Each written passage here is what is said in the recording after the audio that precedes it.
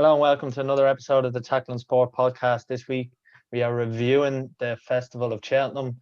I have joining me Daniel, my brother. How's it going, Dan? How's it going? Yeah, long week. Very long week. I think Andrew, who we're going to introduce in a second, we were just speaking off air at the weekend. It's almost like the aftermath. You don't know what to do with yourself after all that buzz is gone. But yeah, it was a great week. Really enjoyable. Yeah, and speaking of Andrew, we've Andrew Blair White, horse racing tipster and a big fan of Cheltenham. Did you enjoy it? I know it was great. Look, at least it was still on, and there was plenty of Irish winners, which was helpful for myself, and I'm sure for plenty of other Irish people out there as well. But yeah, no, I'd echo what Dan said. It almost feels like you're hungover this weekend, even though you haven't even drunk that much. Like you're just on a complete low. I must say, I struggle to like the Midlands National and stuff like that. I don't know how people get hyped for that the day after. But anyway, it was a great week, and hopefully we'll discuss it at length there. I saw a few tweets about someone going, how can you go from Cheltenham to watching Dundalk on a Friday evening after? So we'll back winners in it. Yeah, that's it. Yeah. Also joining us with Brian Dowling, contributor to the Irish Field. Brian, you enjoyed the week? It was a mighty week. Yeah, it was plenty of money made, but it was even the spectacle of the whole thing now was fantastic, and we were blessed to have it, I suppose. In these times, that was actually something you could look forward to, rather than looking mad ahead in time, saying I hope this, I hope that. It actually was there, it was on. It was brilliant. I really, really enjoyed it. And we're going to touch on a few of the big stories, but we'll probably go through the first race that we saw, the Supreme, and appreciate it. And this was one of a number of big Irish fancies, which turned out to be a demolition for Ireland. But for as much as we thought Appreciate It was this unbelievable horse, I don't think many thought he'd win by that much. Dan? Yeah, it was unbelievable. The Supreme is obviously the race that everyone looks forward to the most, I guess, or it's the most talked about preview. Like, we obviously made a mess of it in our live preview. We just talked about it for way too long, and that's just the standard in every Cheltenham preview night. But it's so much built into that, and I guess outside the four main races, it's probably the most talked about, and based on its position. But yeah, it was unbelievable, and Jesus, it was some performance from Appreciate It, and I know the clock backs that up as well. And obviously Ballyadam would have been disappointing. I know he ended up getting second, but I Appreciate It dominated from start to finish, and I don't think anyone was quite expecting that. And I think it just kicked off the whole week, really. And I know I got pretty buzzed going, we've actually just seen an amazing horse that's just produced his best performance of his career, and in the big race in the Supreme. So yeah, me personally, I was really, really impressed to Appreciate It, and that's obviously saying it'll be interesting now where they go with him next year. I'm guessing they'll probably go chasing, or they will go chasing more than likely. And then you're just going to have to pick out his target. It could be any of it. It's probably either going to be the Arkle or the Marsh, but you could never rule out 3 miles either. But yeah, he was so quick, which was just what I wasn't really expecting, albeit I did expect him to win. But it was, it was class. I know Andrew's big on him for a while. And I jumped on board the bandwagon very late, Andrew, but I joined you. But you must have been delighted as well, obviously, as well. Yeah, look, it was superb. I think the race itself was a bit unusual to usual Supremes in terms of only 8 runners, and I think it for Paul Townend, it rode probably like a little grade 3 hurdle around Clonmel. Like it was pretty easy. For Pleasure gave him a lovely toe into the race. He jumped super. Ballyadam's Achilles heel all year has been his jumping, and there was no different again. He made a bad mistake at 2 out. He would have been a bit closer, but nowhere near really.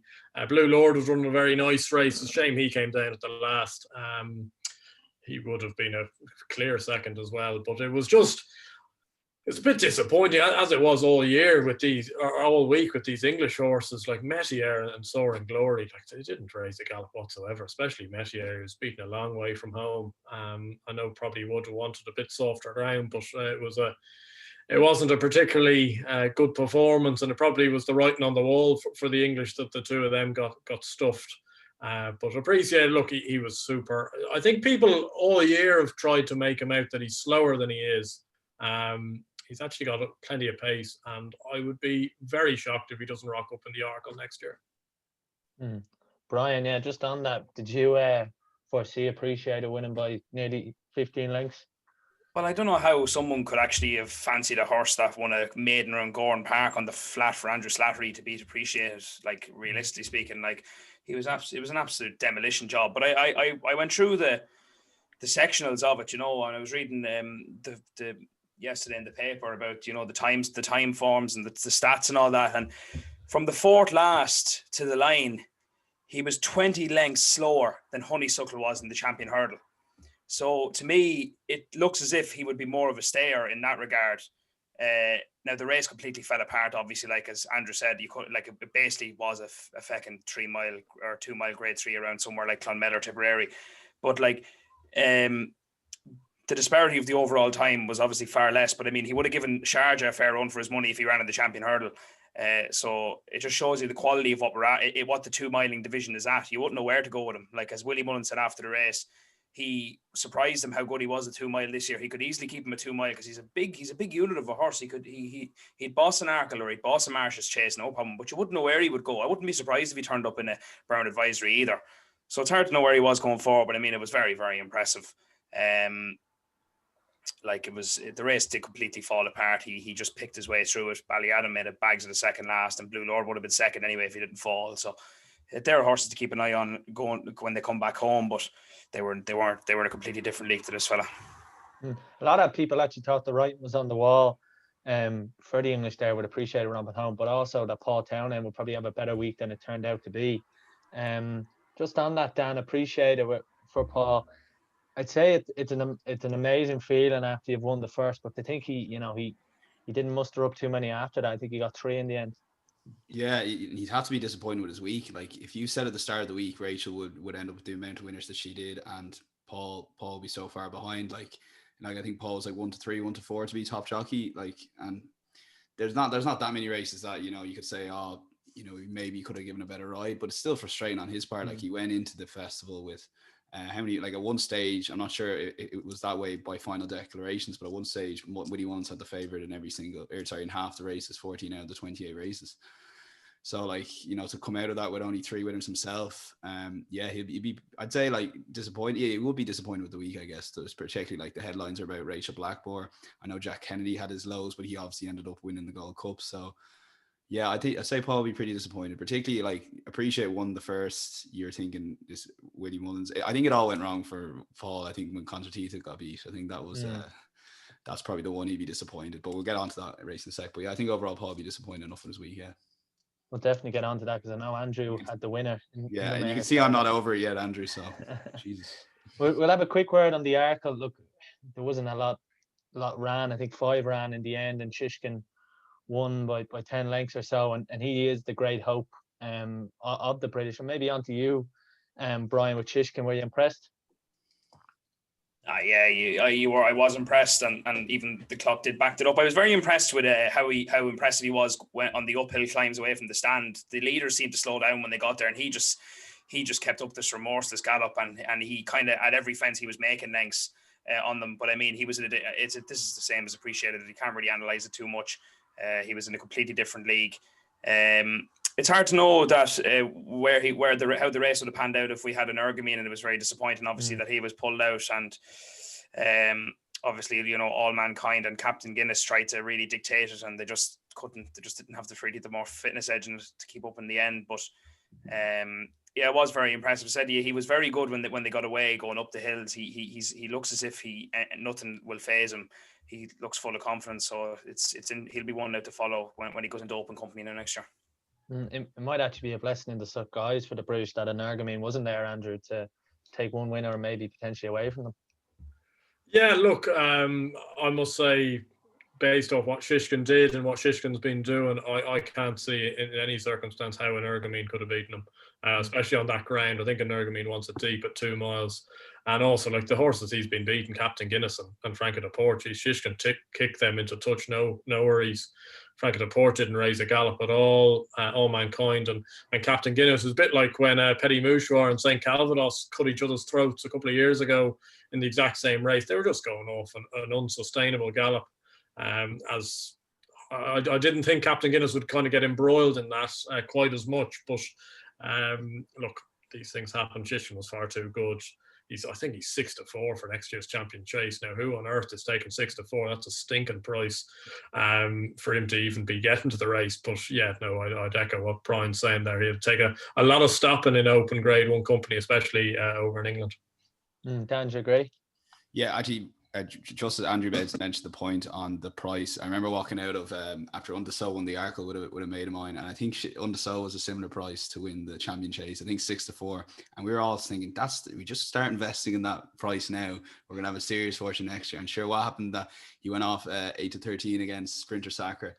And got beat. And I didn't put a penny on Undersow, don't worry, you're only messing. But it's the same with Shishkin. And when Andrew said that, straight away, funny enough, I thought the same. And then I looked at who he's going to be up against next year. And I'm like, I can't really see anyone but Shishkin. But obviously, it is a shocking price. I think because I'd say he's just a serious popular horse to be back. And I'd say he is the shortest price for a race next year, I'd say. So, yeah, he is really sure for next year's Champion Chase. But I fully expect him to be winning next year's Champion Chase, if that makes sense. It was absolutely breathtaking to watch. And yeah, like we didn't realize at the time, but it almost made a nice change looking back on the replays today that an English horse won and won so convincingly. And Nicky Henderson has another superstar 2 mile, and let's just hope that he can emulate Altior and Sprinter and winning 2, or maybe even beat them and win 3 Champion Chases. Yeah, and then there was the Ultimate with Vintage Clouds winning for Trevor Hemmings. But then we're going to go to the Champion Hurdle. And did you have Vintage Clouds judging by that celebration? 33 to 1. You had the little finger up. Horse form. Great show. Been there, done it. Yeah, we're going to move on to the Champion Hurdle, which was, undoubtedly the team of the week. It was the Henry de Bromhead show. It was the Rachel Blackmore show, and Honeysuckle, the mare. I mean, Andrew, like, how good can she be, and how good was Rachel on her? She is super, absolutely super. She looks just a completely rejuvenated horse this year. I know that sounds silly considering she's been unbeaten throughout her whole career, but the last 2 runs have been clear career bests. Like, she's jumping a lot slicker than she did last year. She's travelling easier into her races, and Rachel just gave her a slap down the neck at the back of 2 out. I thought for even a stride or 2, I was thinking, how well is she going? And then she just latched back onto the bridle, turning in. And obviously, because she's a staying mare, you can kick on with her, and you knew she was going to get home, and she's absolutely blown them apart. The race was strange. Obviously, Abacadabras was on the deck pretty early. Gosh, and almost ended up in Bristol on the way round. So God knows what you do with him now. That was a complete bust. But the fact that Sharjah was second and Epitaph was third would indicate that I think the race was pretty solid other than that. And she's absolutely blown them apart. And it's going to take, especially when she's getting £7, it's going to take some gelding now to go get her beat. Now, we saw from MYLN, these horses, sometimes, mad things can happen. But no, she was absolutely superb. And for Henry and Rachel, and especially for Kenny Alexander, Kenny Alexander's put a lot of money into the game, especially a lot of money into the Mares programme. So I'm sure he's absolutely delighted, and he won obviously the Mares Novices Hurdle as well this year. So I'm sure he's happy go skippy at the moment. But Honeysuckle was super. And the bookies were taking a bit of a bashing on that Tuesday. Brian, we just on Andrew's point about Goshen, we recorded our Monday preview before the Kingswear Hurdle when Goshen won, and everyone was saying, "Oh no, here we go," but he didn't quite deliver, did he? No, and to be honest, I look, I know it's easy to say it now that I didn't fancy him too strongly, and of course it came out and you look great. But I mean, he was very hard to fancy. I mean, obviously he won a Triumph. He was going to win a Triumph Hurdle, but 5-year-olds have the record in the race, and a horse going straight from a Triumph Hurdle into open company is like you saw it with Pentland Hills. He was a runaway winner in the Triumph, and where is he now? And I just think that it was very hard to kind of talk him up with so much confidence. I thought 4-1 was a very bad price for winning a Kingwell around Wincanton, and then. What Gary Moore comes out after the race and says, he doesn't like Cheltenham, he's not coming back. And look, was that really the problem? I don't know. Look, whatever. He didn't turn up, and I completely understand that. He is very talented, and he come back. But this was the performance of the week for me, without a shadow of a doubt. I mean, she was absolutely unbelievable. And I agree with what Andrew said. She actually looks better this year than she's ever looked in her life. And it's hard to even analyze that because she is unbeaten. But I mean, she was absolutely incredible.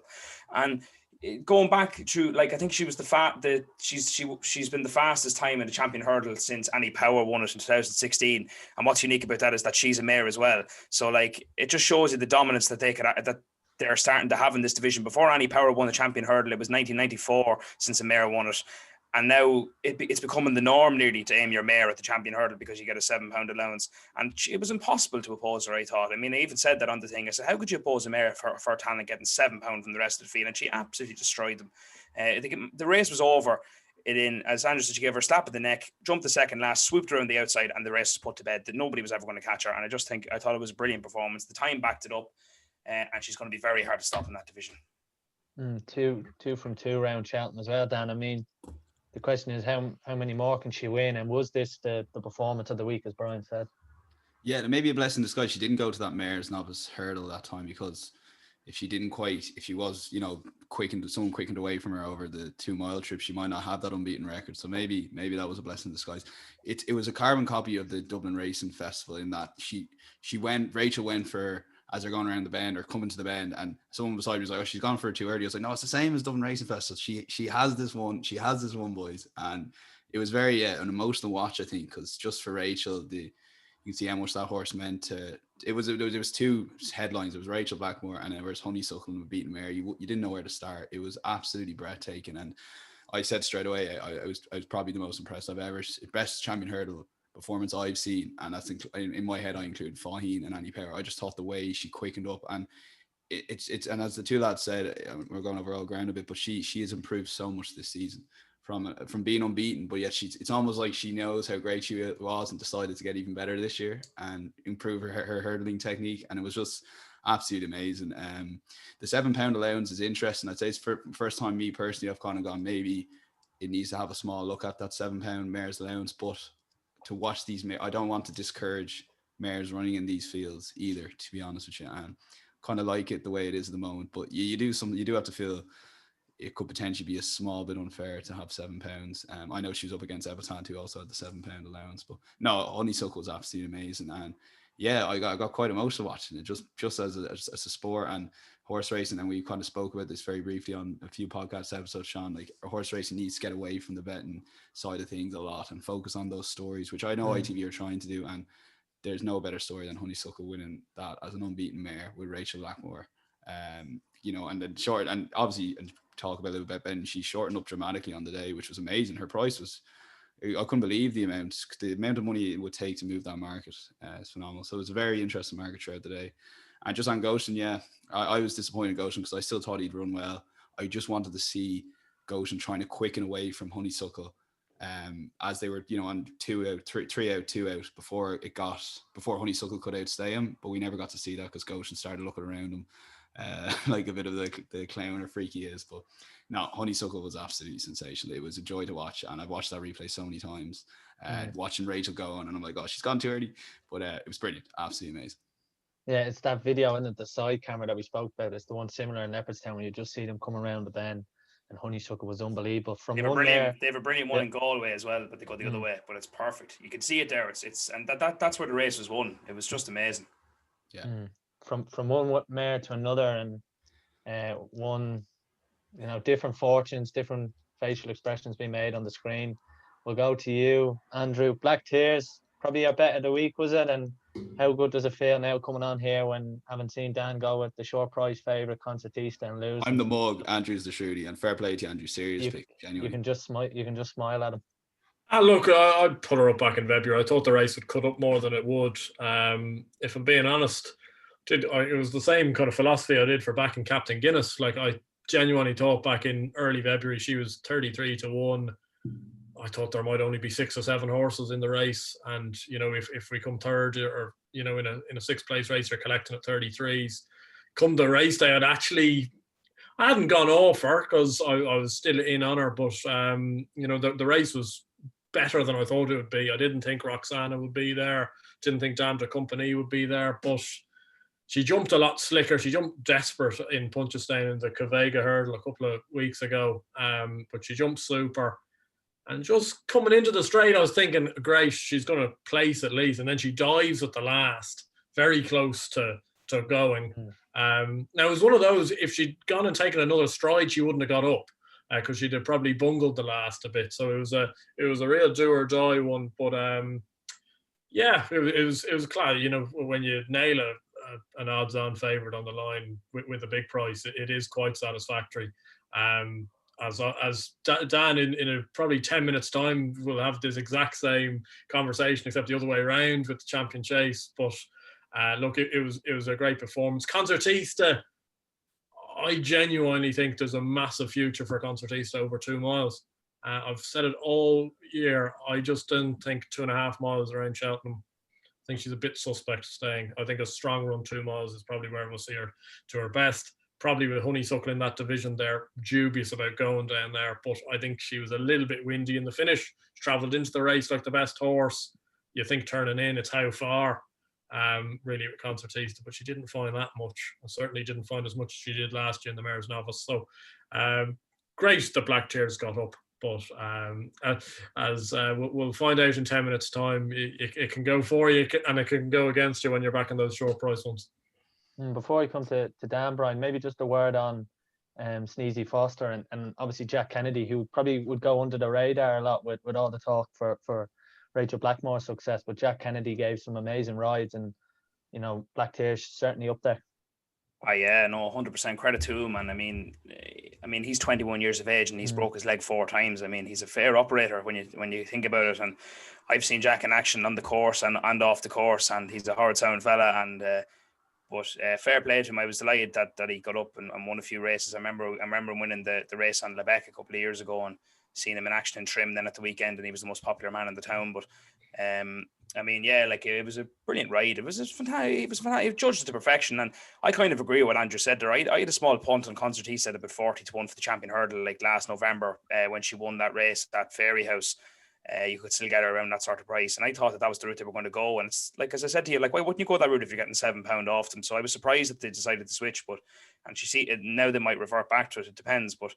I mean, yeah, no, it was credit to the whole lot of them and credit to Sneezy and them all there. And they really got a good kick out of it. I saw plenty of Snapchats and they really enjoyed that one. Dan? Yeah, I think my quote was she'll win the Mayor's Hurdle for the next 4 or 5 Mayor's Hurdle. I'm sure you can get that out. Yeah, I'm not going to talk to my pocket too much. I did think Paul should have held on to her a little bit more to give her a chance, because there was a suspect that she might not stay the full 2.5 miles, but I still thought she had enough. And the running, just because the camera was a little bit more zoomed in on ITV, I think the replay's a little bit different. So how I watched it was through ITV and Virgin Media, so the camera. So I was just waiting for the line, and the line never came. But yeah, I'd actually agree to the lads. And funny enough, she's actually 40-1 for next year's champion hurdle Concertista. So I might just might have a little look and then try and spend the year campaign and get a campaign going, get her to champion hurdle. That was the small concern, was the trip, and I think ultimately it did catch her out. So. No real excuses. Black Tears was phenomenal, and as they were jumping the last, I think a couple of lads beside me were like, "Oh, she's beaten Roxana." I was like, "Roxana's not the issue anymore, boys. We're in massive trouble jumping this last." And it was slow motion. It just felt like the line went on forever. It was almost like they put the line further away for that race. Well, I was on the accumulator, and I was the same. I was praying for the line to arrive up. and it's just because I put like a muggy treble up on Pundit Arena with Honeysuckle. Appreciate it, and Concertista, and I don't know why, because my phone was charging it just outside the door of the sitting room. It's hard to square beside the front door, and so I just went to the phone after. I was fine, and then sat down and I was like, geez, that's a tough one to take. I know it's not like I can take my defeats, but one of the lads, you should go for a walk. So I went for a 10-minute walk, and I felt grand after. It's just I couldn't believe she was beat. But yeah, in fairness, Jack Kennedy gave Black Tears a brilliant ride, and it's all good fun. It's the highs and lows of it, but yeah, again, I don't know what it was about that specific defeat. I've nearly forgotten about it now, so I'm going over all ground here, because it's like 20 odd races since then. But it was a great race, more importantly. And look, I think there's Concertista does have a serious future, and the more lads talk about it, yeah, they'd probably be mad to go back to the Mayor's Hurdle, like, because it wasn't a strongest field, like Andrew would say it himself. Like I don't think Black Tears will be winning it next year, put it that way. So realistically, they should send Concertista over 2 miles, because I don't think they'll go chasing winners. So. I know the Mayor's Chase is there. So yeah, I guess if I want to make some money back, I guess on her, I'll guess champion hurdle next year if that's the campaign. But yeah, it was a bit disappointing. Paul probably be disappointed with the ride. I think when you lose by that much, obviously it's easy in hindsight. So I think he tried to beat Roxana, and he did, and just Black Tears got her on the line. So and then we had the Boodles and the biggest prize winner of the week at 80-1. I've seen a few. Be my Saint few odd Sam then, people, yeah. So that was didn't know what to do after that, like, to be honest with you. But Jeff Kidder was put up in a few places. I saw afterwards. It's a bit like the I LeBay suppose tip. everyone's put up somewhere. Yeah, like LeBay tip and Supreme. I didn't realize everyone put up LeBay until he won the Supreme. So I mean, I missed the after races preview that year. They really fancied him around here that year. He won it. I only found it after the race. But even Jeff Kidder, I was reading Sean, like, Noel Mead is not too far from here, and even Sean Flanagan was interviewed on the other day, and he said Noel rang me 2 weeks ago. He said, I have 2 rides for you, Cheltenham, and they're both going to run really, really well. And Beacon Edge was third in the world or in the stairs, and this yoke won. So if we'd heard that, maybe if he was on a preview night a few weeks ago, maybe you might have backed Jeff Kidder at a fiver each way. But he was, if Noel thought he was going to run all right, then he was going to run all right. So I think he was put up like 33s and 40s and then went off 80s, or do you know what I mean? So yeah, everyone seems to have backed him though after the race is finished. Like. Yeah, it's always the way, isn't it? Because I thought we were all on St. Sam, lads. What's the crack here? We all celebrating. And then the National Hunt Cup and another win for Jack Kennedy on Galvin. We'll go to Wednesday, and again a similar kind of trend here. Starting off today in the Ballymore with Bob Ollinger. Now I know people like Jamie Codd and a few other people were very sweet on Bob Ollinger. Went off in the end as favourite. Were you impressed, Andrew? Yeah, oh geez, you could not be impressed. This is a serious tank of a horse, because the frightening thing is that I suspect he's going to be better over a fence as well. He's a massive unit of a horse, and he was super.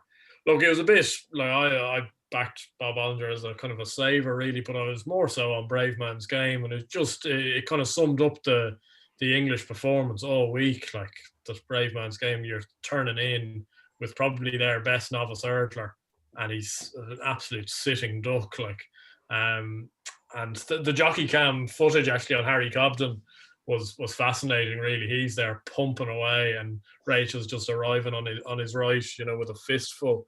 I'd say that's pretty demoralising, especially when you think you're on a good horse. But I think that Bob Ollinger is absolutely class.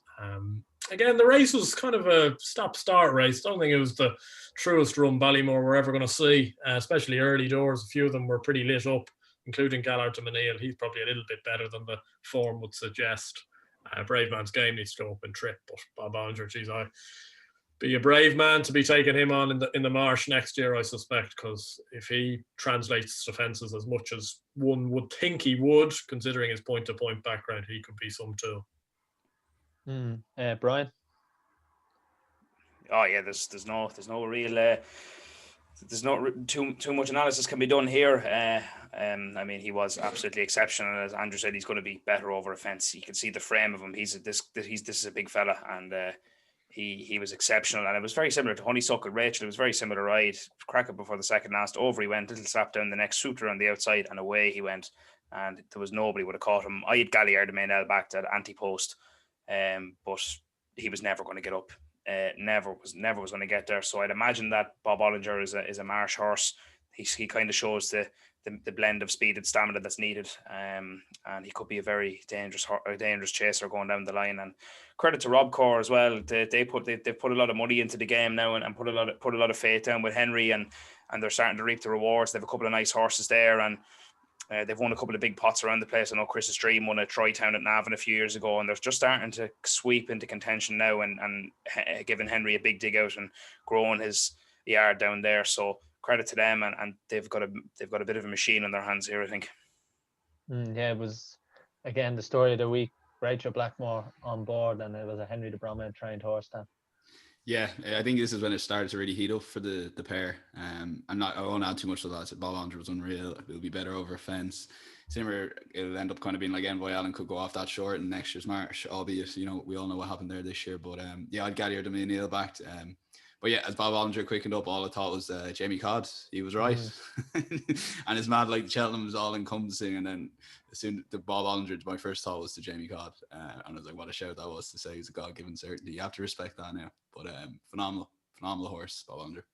Not as good as Kevin Blake's treble, but I'm sure we'll get onto that. And then we'll go on to the Brown Advisory Novices Chase. This was a really interesting race. I mean, Monkfish went off at 1-4 odds on. I mean, it was kind of bizarre, and you were never fully comfortable especially going to the last of the loose horse, Brian. I mean, now all in my head, I just had like heartbreak, and I could see something happening, and then luckily Paul just about got over and ended up winning in the end. Yeah, and what's funny is this is actually his most impressive display over fences on the clock. And when you watch it back, you're kind of saying how. But if you actually analyze this race, now I didn't notice until I read the paper yesterday, but if you had started this race at the same time as the Grand Annual, when they reached the second fence in the home straight with a circuit to run, Monkfish was faster, and he had already a mile and a half under his belt at that stage, if you get what I'm saying. So if you had actually played it from when the Grand Annual had jumped the second last fence in the home straight with a circuit to go, which would have been the third fence in that race, and Monkfish. Now, the Grand Annual was running a faster time than the Champion Chase, and Monkfish would have actually won the race. He actually raced it in a quicker time.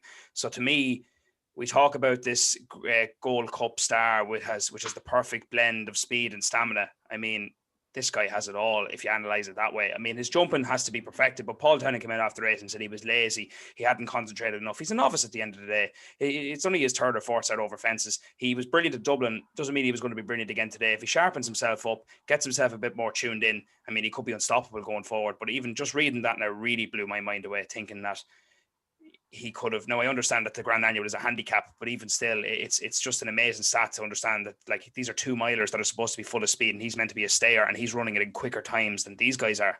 So I thought that was a pretty amazing stat.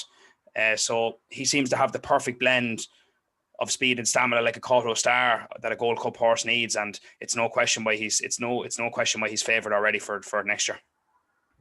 Andrew, Willie Mullins was very noticeably relieved on ITV when Monkfish came in as a winner. Like, could you kind of sense that, when a horse goes off a 1-4 over 3 miles, I mean, they're, especially come down to the last, like, disaster can really strike.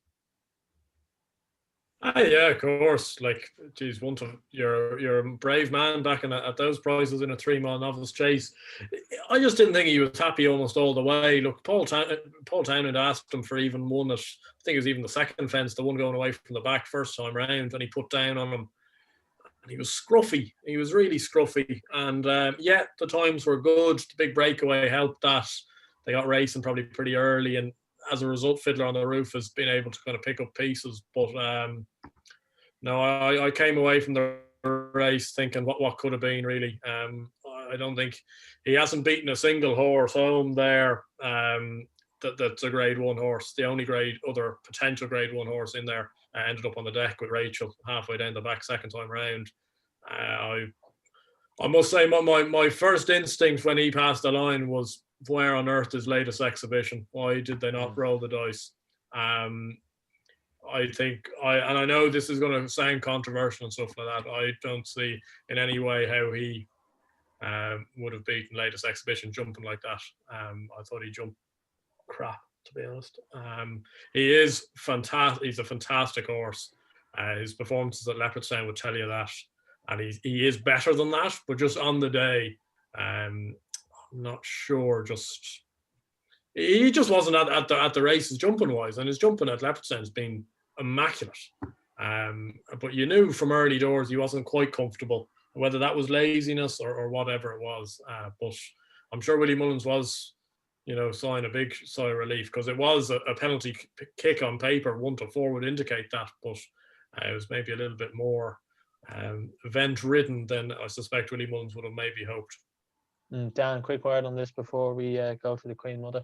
Yeah, I'd be somewhere in between the two lads. Like, I read kind of a lot of the sectionals, and another stat was similar to what Brian said, was a Monkfish, like from 4 out, was quicker than put the kettle on, win the Champion Chase. But I read that going, it doesn't matter, plus she still won it.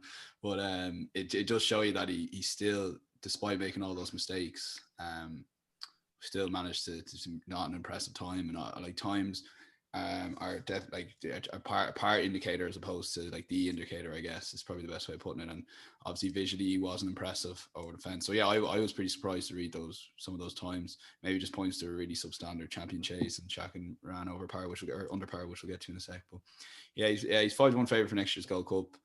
He'll have to brush up on his jumping in Cheltenham, and no matter how well he jumps now, from now until the Cheltenham Gold Cup, when they get to the Gold Cup, people are going to be looking at going, can he jump around Cheltenham over those fences? So it'll be very interesting to see. But yeah, he got the job done. It's amazing that he was even money, I guess, 5 to 6 for ages, and ends up going off 1 to 4 off the back of the field, really, that showed up. It was pretty disappointing fields that turned up in most of the novice chases. But yeah, I was just somewhere in between. I was, the times were fairly impressive on him. So, and making all those mistakes, I'd probably be leaning towards. I was pretty kind of happy with that performance, and I still think he'd have beaten Latest Exhibition, and I'm probably the second biggest Latest Exhibition fan after Andrew, but I still think Monkfish would have beaten him. Well, at least we got a Paul Nolan winner in the end. Just a quick word on the Cairo Cup. Obviously, it was an incredible winner for Heaven Help Us and Richie Condon. That was another kind of one of many feel-good stories for the Irish over the week. One of maybe a disappointing, especially for Willie Mullins, was the Queen Mother Champion Chase. Dan, you were on Put the Kettle On. Andrew, you were on the Shack. Didn't quite go his way. No justice in this world, I'm afraid, which I publicised. Look, it's a funny race. Like, they went to crawl, really, as champion chases go, or they seem to. Look, like somebody like Brian would know an awful lot more than myself in terms of the times, because I don't look at them that massively. But to the naked eye, they weren't going that quick. He was quite keen, but he jumped well. Jeez, yeah, like, if you're thinking Concertista, the line couldn't come quick enough, you're jumping the last, he's just in front, and you're there going, geez, we need the line in 10 yards there. He was paddling at the back of it. Look, I just think with Shakan, with that field, he is, I still believe he's by far the best horse in the field. I think if that race is being ridden at 9 out of 10 different courses, I think he wins. But unfortunately, that Cheltenham Hill did seem to find him out. I didn't think it would, considering the Leopardstown races are 2-1, and Leopardstown's a stiffer finish than people give it credit for as well. Like, especially if you've been to the Christmas Festival, you know from walking up to the turnstiles, geez, you're feeling it in the legs once you get up to the turnstiles at Leopardstown. But that's the home straight. Like, so I didn't think it would find him out, but it did. Funny. Yeah, I think if Paul Townend, again, you look, I don't know what would have happened if he'd kind of almost committed him on a bit earlier. Don't know whether he might have been beaten further, perhaps.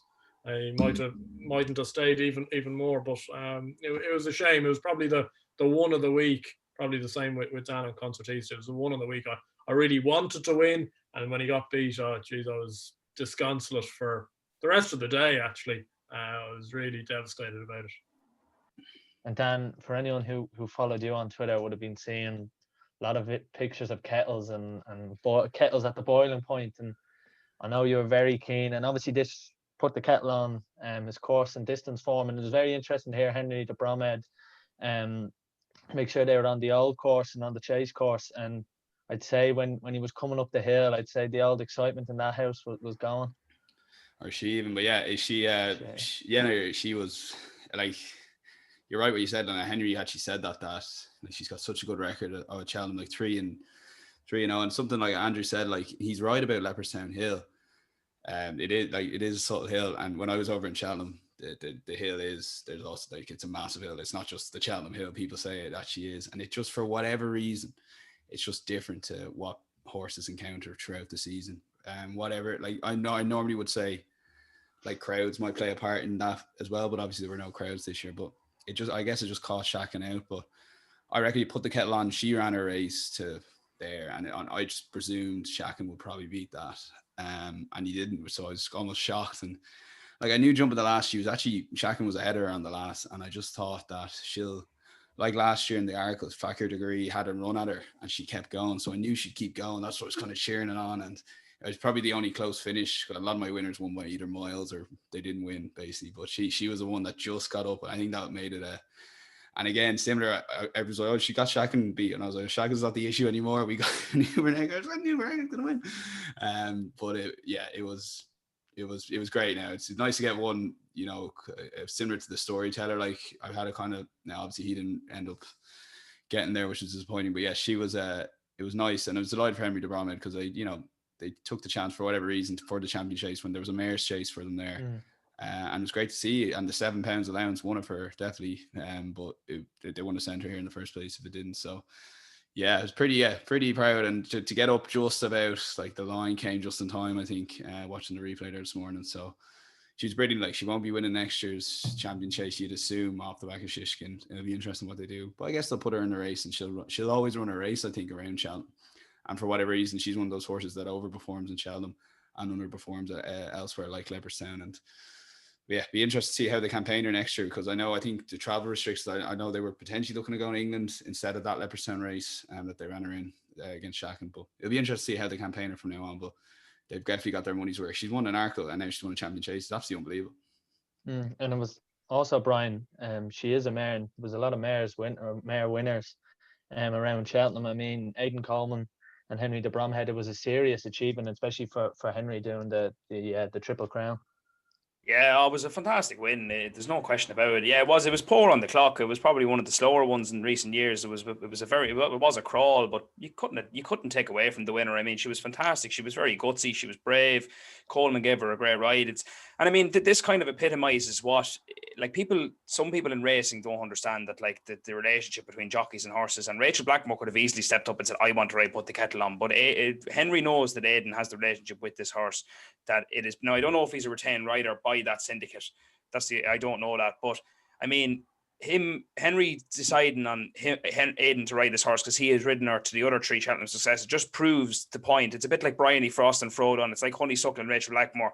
Like, they understand. It's not as if but they can understand each other, and they get a better rhythm out of it. And I mean, this epitomized it big time. But I mean, it was a brilliant performance. But even going back to the thing, I mean, Willie came out on Thursday morning and he was saying that the Cheltenham Hill wasn't what got the shack, and he said he just wasn't himself. And I don't really know if that's the case. He said he didn't really feel right. Paul was disappointed in how he jumped. He said he didn't travel as well as he did at Leopardstown. He said at Leopardstown he felt like he had a ton of horse under him. He says today there was none of that. But yeah, there's a 40-foot hill in Leopardstown. The hill at Cheltenham is only 32, I think. But the hill at Leopardstown is over 7. It starts at the second last at 700 yards, whereas in Cheltenham it's only half that. That's why it catches them out, because it's such a much steeper finish. Look, it's hard to know where Shakan Boursois is going to go going forward. Does he turn into an Undeso and go a Ryanair route, because he's going to have Shishkin up his arse now next year, and an Ergamine as well. And this was probably Willie Mullins' one of his throws of the dice again, that he's after missing out on the champion chase. So he's going to need to be getting the finger out to try and find another one, because this is that's another one gone. So look, I mean, but can't take nothing away from the winner. I mean, she deserved to jump brilliantly and was a very, very gutsy winner. Coleman gave it a great ride, and yeah, it was super. The final point on the hill, Sean, sorry, it's true, and it was the first thing I noticed going to Cheltenham, that when you walk from, like, just before the final fence all the way up to the finish line, you're actually fairly, you're tired. Like, it is seriously steep, and that's just walking. So I know that I've never given out to a horse for not staying up the hill. But one thing I would say is, I don't know if this makes a difference or not, but, like, they never pass the finish line. Like, for example, in Leopardstown, you pass the finish line on your first lap and then you finish on the finish line. Whereas in Cheltenham, for those that haven't been, and you can probably guess this, is that it's in its own little section, in its own little corner. And then basically you're going around the track, you do your 1 lap, sometimes 2 laps on whatever course, New Cold or course. And then they kind of move the tape. So then you're going to the hill, and it's just like it's on its own there. So I think that's the main reason it catches out. It's a combination of a few things, but I guess it's so that from that hill, and it's almost like a new section of the course. And I guess Shakin's probably got to there going, whoa, where are we going here now? This hill is outrageous. I've never come across this hill before. I'm just guessing his thoughts in his head. I don't know. But if they said he underperformed, he underperformed, and maybe the clock backs that up in the sense that it wasn't good times. But yeah, it's an ongoing mystery. But I will say the hill, Cheltenham is unique in that sense. Like, the finish line is like its own little ball on its own there. So I think that's what makes it. And then we're moving on to the cross country chase, and my absolute highlight of the week, hands down. I was looking at the marker about 5 minutes before the tape, and I was looking and I saw Easy's land at evens, and then I just saw Tiger Roll, and it moved to 92, and I just said, oh God, you have to get on this. And then after about 2 or 3, I just went, Jesus, like, and I knew it was Keith, and obviously Keith has You're a fan of Keith, Sean, aren't you? Yeah, massive fan. He's obviously got a great relationship with Tiger Roll, similar to what Brian was saying with Aidan Coleman and put the kettle on. and then to see him storming home, hit the final fence, and I just started celebrating. I went, he's back. Where is the third Grand National? Why aren't the O'Learys lashing him in? I know that's a debate maybe for another day, but Andrew, how good was it to see the Tiger roar and roll again up the hill once more? Oh, yeah, super. Look, you probably knew if you backed him from early doors that you were getting a better spin for your money than he's certainly provided in the last couple of runs. He was travelling with a heap underneath him, and you knew when Keith Donoghue went into the lead, where there was still a mile to go, like it kind of showed a lot of confidence. I didn't think Easy's Land was ever quite himself. I do think he needs it a lot softer. I think he's had a pretty desperate prep. If the vibes are correct, I think his prep this year has been brutal. I think they've been covering over the cracks. I'm still absolutely fuming with this race because the cross-country winner is still being trained. Won a race at O'Toy yesterday instead of coming over to Cheltenham in a Jazz. But look, that's an argument for another day. Tiger Roll was absolutely super. It was great for the game. One also just for me, nobody will mention him, but I've just got to... I absolutely love the horse, and I just was delighted with how Alpha Days Oboe ran, because he's a bit like Tiger Road. It just seemed to rejuvenate him, like a bit of better ground, going over the banks, jump super. It's the type of horse that if he came back again in 12 months' time, he might get a little closer. I thought he was ridden to perhaps finish well, but no, I just love Alpha Days Oboe. I'd back him over a cliff. So. I was glad he was back to somewhere to his old self, a bit like Tiger Rowe. But I don't think there's any chance of him running in this national. I think the O'Learys are pretty content in putting their middle finger up to the BHA handicapper. They obviously did that with my Run Wild Fred anti-post tickets as well. So, as I said with Shakan, absolutely no justice. Yeah, so day 2 was St. Patrick's Day, Brian, and one of the prides of Meath is Tiger Roll.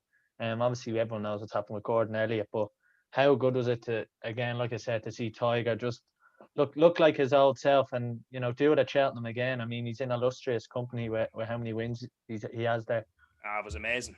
It really was, and it was it was probably the training performance of the week, and I mean, it easily was. I mean, it was a brilliant training performance by Gordon Elliott, and I mean, it was Gordon Elliott that did this. I know Sneezy's name is there, but he didn't get half of the credit. And you see people like Lee Mottershed slating Gordon Elliott a few weeks ago and look on Sunday, and then he writing articles in the Racing Post saying the best performance of the week, because people have now realised how good he actually really is. Man makes a mistake and people slate him as if he's the devil. I mean, it was a brilliant performance.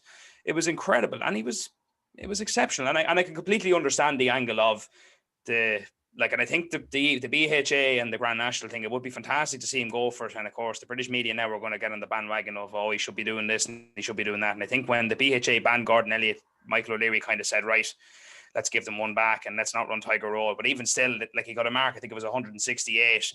I mean, Easy's Land beat Tiger Roll in this race last year by 18 lengths and only got a mark of 167. So they were kind of saying, sure, how does that make any sense? The last time I was in England, I got bet by 18 lengths and pulled up in the cross country in November.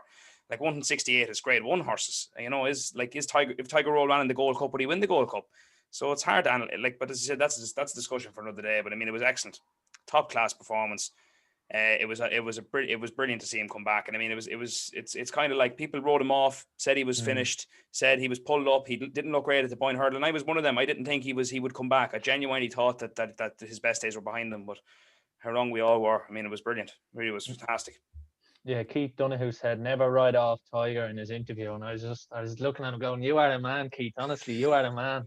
Dan, did you even consider that the Tiger could have another day like this where he's, he is the people's horse, really. I mean, he's everyone's favourite. Well, yeah, I didn't have a selection of this race right up until I was looked at the race again before I put my selections up, and I went with Tiger Roll on the basis that if Easy Land underperforms in the heavy ground, it's easy to look back like this, but this is my thinking at the time, was like Tiger Roll was still well clear second in that cross country. I know he was way under par, but he only had to beat one horse this year, because for ages I was trying to find an Ajaz, but once Ajaz went out, I was trying to find another horse, and I just didn't think anyone could get there. So yeah, at the end I did. So I'd like to take a small bit of credit, but I didn't expect that. And like Andrew says, and the lad said, after like a couple of fences, Easy Land was so far back, I went, I got seriously excited. And it's the worst course when you get too excited too early, because you're like, there's so many of these fences heard, you don't know what's coming next. But it was absolutely brilliant. It was amazing. And yeah, unbelievable training performance to get him back. It's amazing that he is back, and it'll be interesting now. I think he's going to the Aintree Bowl. Is that still the plan, lads? That's there the quotes I saw. Well, I don't know if that was tongue in cheek, but we'll see. I'm sure. I would be very interested to see what happens. But yeah, I can't see him running in the national anyway. Yeah, I know it probably is a pity, but geez, you could imagine if there was, thousands and thousands welcoming him into the winners' enclosure. I know you probably would have been there, Dan, as a sentimental point of view. We'll move on, finish up St. Patrick's Day, and what was an unbelievable St. Patrick's Day. John O'Neill trained Sky Pirate in the Grand Annual Cup to win. It was interesting whether people claim that as an English or an Irish trained winner. Obviously, John Joe, originally from Cork, now training in the UK, and so Gerhard won the champion bumper for Willie Mullins. Just maybe briefly touch on this.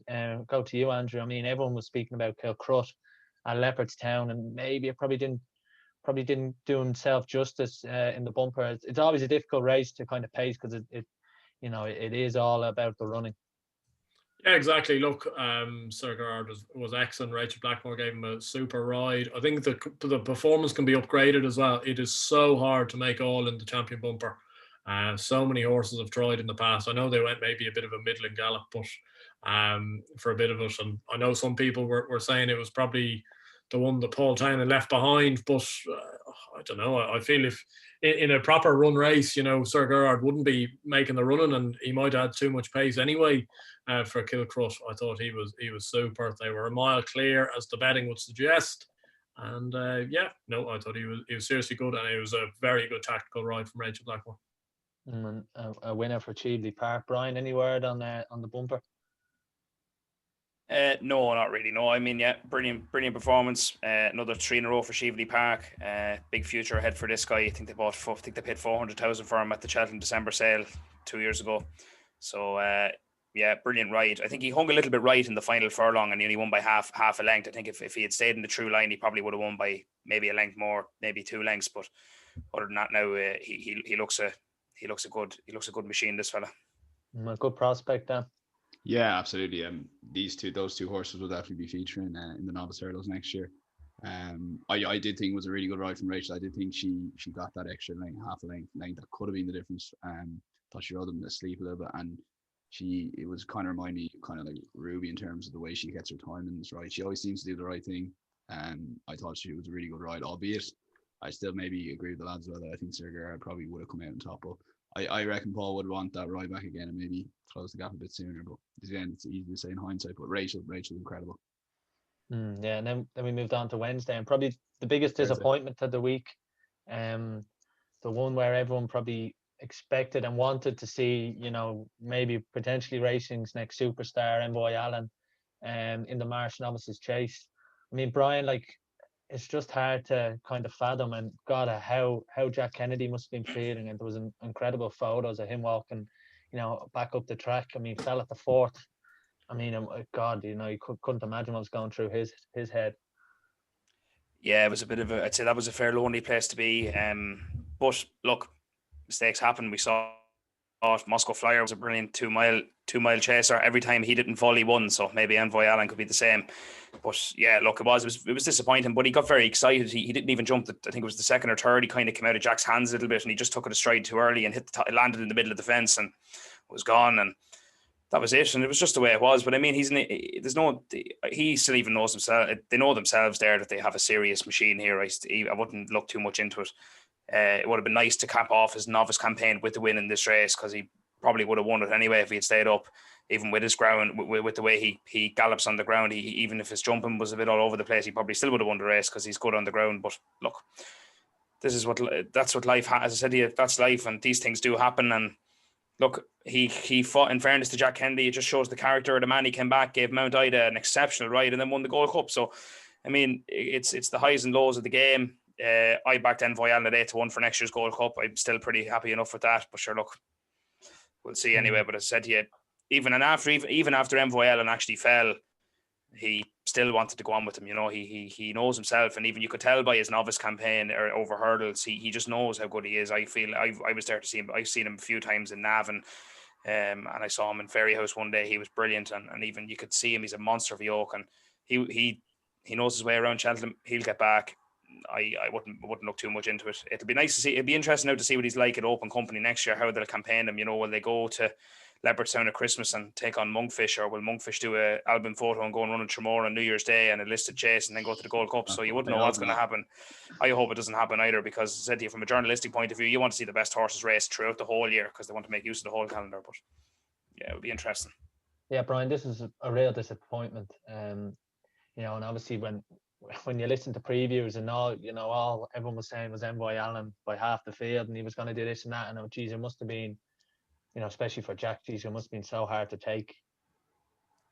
Oh, sure. You couldn't imagine how much, and even it's probably, he probably still those guys feel more pressure riding horses like that anyway, because they're talked up so much. Even Ruby and Barry Garrity always said that when you're riding the 11 to 10 shot, it's a much harder ride than when you're riding the Oak at 25 to 1, because it's the way that he's talked up like that. And even he probably knows himself, he got down on the ground, he said, geez, I've let so many people down, but he really didn't. The people he let down are punters that are people that don't even understand racing. Like Jack will know that himself. Like, people will say things like, oh, he let himself down, look at him. Now, obviously, of course he'd be dejected. He wanted to win that race. Of course he did, and really cement Envoy Allen's superiority. But look, as I said to you, these things happened. It happened to great horses like Moscow Flyer. He won every race that he didn't fall, and he fell in the champion chase. What did he do? He came back the next year and won it. So I wouldn't have any doubts in Envoy Allen coming back from this. He's an exceptional jumper, brilliant horse. I can't wait to see him again. He's the most exciting horse in training, I think. Andrew, just on that, big winner for JP McManus at Chantry House in 9 to 1. How disappointed were you when he fell? Yeah, massively. You just wanted to see him go and do the business, and as Brian was alluding to there, he wasn't quite himself. He was a bit buzzy going down to the start. He's usually such a relaxed horse. Usually takes everything in his stride, but there's kind of been little talks coming out after the race that maybe he hasn't quite settled in it at Henry's yet. I think people almost assumed with the demeanour of the horse that he'd be able to change yards and nothing would affect him, and turns out that maybe it has lit him up a little bit. It's a bit of a shame. Look, Chantry House was good. He'd have probably finished second to him. I got some thrill. I went off I was almost admitting myself into John of Gods because I backed a steering for Lange each way in the race, and I got some buzz turning in, thinking Paul Townend was sitting on Buddy Duvan ready to go. But it's interesting though, because Paul Townend will get slated for some of his rides this week, and yet the ride he gave a steering for Lange, I know only to come third, but like, that horse is an absolute head case. And you would have looked at that Marsh Novices chase and wouldn't have thought the horse has ever fallen before in his life, or ever gone out right in his life before. So maybe I think there's still a future in Forlange back somewhere. The grade one, it'll pick up somewhere. But look, Envoy, what was the high profile disappointment of the whole week, really? And it's a shame, but I don't see it really affecting him long term. And I'm sure the Nolans are probably at home thinking, oh, what on earth's happening? Because I'd say now this horse might rock up in the Powers Gold Cup at Ferryhouse, because he's only gotten 4 fences in the Marsh. So he latest exhibitions dodged Monkfish to perhaps take on Envoy Len, which was, I suspect, not the plan. Yeah, Dan, just on Envoy Len, what was your take from the race? Yeah, the disappointment. Yeah, it kind of like took me like 3 or 4 fences just to go back to watch the race, because I was just a bit sick for connections. And just a couple of points the lads about, I fully agree. When Brian says watch the video again for those that haven't. Once the horse Darver Star, I think, jumps over him, he literally's like, back up racing, come on Jack, basically, come on, let's get going. But Jack's already gone, like. So then I'd say yeah, it was disappointing. And the other thing on the Henry bringing in his old stable staff to look after, or the girl to look after him, at the time it was seen as a nice gesture. I guess on reflection, that was probably necessity as opposed to a gesture. So, and just from what I've kind of read on Twitter really last couple of days, it just seemed like he's kind of straightforward as long as you do the right things. And boy, Alan's this is at home as opposed to the race course. And I guess there was a noticeable drift on. I remember thinking he's like 1.63 on these things, or I can't remember just like 5 minutes 40 off. That's very interesting. I was nearly tempted to actually go in on it. Like, just think if he had any bigger now, could be a backable price. But I guess maybe small bit lit up at the start. But yeah, it'd be very interesting. Again, I know it's a common theme here. It'd be very interesting to see what happens to this horse from now on and how he responds to it and where he gets aimed next year. Yeah, we'll just have a quick word on the Pertemps, on Mrs. Milner, and the ride Brian Cooper gave him. And I suppose the dream of Paul Nolan back at Cheltenham winning, Andrew. And, I remember seeing all the stuff around Kevin Blake about it. And then I saw something you put up on Instagram about Paul Nolan and Mrs. Milner. I just said, look, I had no other fancy in the race. I said, go on, I'm going to get on this. And then it was coming up and I went, oh my God, here we go. And it just came like unbelievable, and especially for Paul Nolan as well. Like this, the team of the week, the small Irish stable, punching above its weight. Yeah, exactly. Look, it's brilliant. People that know me well know that I'm unhealthy propaganda for Paul Nolan. I'd back almost anything he runs. But look, she had a nice racing weight. She had a good swing at the Bosses Oscar on the weights from the Leopardstown qualifier at Christmas time. Usually tends to work out better if you're finishing third, fourth, fifth in those qualifiers rather than first or second. She had a chance. I know from the stable themselves that they did fancy her to run well, but she had to overcome a lot of interference. Like Kansas City Chief, I think, unseated at the fourth or fifth. Millie Wunnicott got a terrible fall off him, and that loose horse was causing absolute havoc because it was kind of trapped in the middle of horses, so it couldn't really get anywhere. But geez, she was well in, that's for sure, because she overcome an awful lot of interference at the top of the hill, and she's absolutely bolted in. And I got a bit jumpy, I must confess. Kevin Blake put her up as his nap of the week or something, which was a ballsier man than myself. But I was glad to have backed her. And for Paul Nolan and Paul Hennessy, who obviously won the Cairo Cup with Heaven Help Us, like it's great to have something maybe a little bit different from Mullins, Gordon, Henry. I know they're super trainers, but they get the massive backing. Jim Coffey, who's the owner of Softco, puts an awful lot of money into Nolan's yard. I think he has 20-30 horses in training, and it's brilliant for him to now own a Cheltenham Festival winner. And hopefully for Paul, he's had a few years in the doldrums, kind of back in 2013 to 2016 or so. He's now got a nicer type of horse, and hopefully it won't be the last Cheltenham Festival winner he'll be saddling. Yeah, Brian, just on the smaller trend, you were speaking to Peter Fahey last week, and his horse, obviously Belfast Panther, won. I mean, it was just an incredible week. It seemed like every Irish trainer who sent over a horse, delivered the goods. Yeah, it was excellent. I mean, as I said to you, from a journalistic point of view, the Paul Nolans and Paul Hennessy stories are what you want, and it was amazing. And I remember the Kevin Blake at the races, all right, because even the week leading up to it, I half thought this horse would run well, and I think I said that when we did our preview for today that I backed her at about 33-1. Once Kevin Blake said it, I was filled with a little bit more confidence. But as Andrew said, it was a fair ballsy move. Now I wouldn't have napped her for the week, but I did have a few pounder and was happy enough to go there on this, and it was great. But I mean, there's credit where credit's due. I mean, it was a brilliant performance, and she's a tough. This is a tough mare. I mean, she was in serious trouble. I mean, it was beyond belief. And even Paul Hennessy, even his whole thing with the, like, he owned a Spare the Air and sent it to Yates to get a photo of it, and lo and behold, here came Heaven Help Us, and he was struggling to find her demeanor, and she won a 3-mile handicap at the Dublin Racing Festival, and now she's a winner over 2-mile 5. And it's these guys are shrewd operators, and it's great to see it. It really is, and I think this is what makes Cheltenham, and makes even if Mrs. Milner or Heaven Help Us had won at Punchestown, it had been as big a story. But even Peter Fahey, now that Belfast Banter, he was blessed to even have the horse in the race. He told me, he's like, you think I told people to back it? No. No, he didn't even think it would get in. He didn't think it would get in. Like a one-off a mark of 129. I don't think a horse has ever won the county hurdle off a mark of 129. I mean, it was unbelievable. And when I spoke to him the week before, it was all around Royal Kahala, and she obviously didn't run very well. It was disappointing. I think the ground was a bit too quick for her. But he said to me, I asked him about Belfast Banter, and look, there's nothing, you can't blame him, but all he said to me was that he doesn't think he'll get in. He doesn't fancy him to get in. He's going to run an ace on Sunday, and he think he'll win. And morning of the Nace race, he was taken out. A friend of mine I know knows a guy who's in that syndicate, and he said to me, look, they're going to take their chance of getting into this race. Rang me on Thursday, said he's in.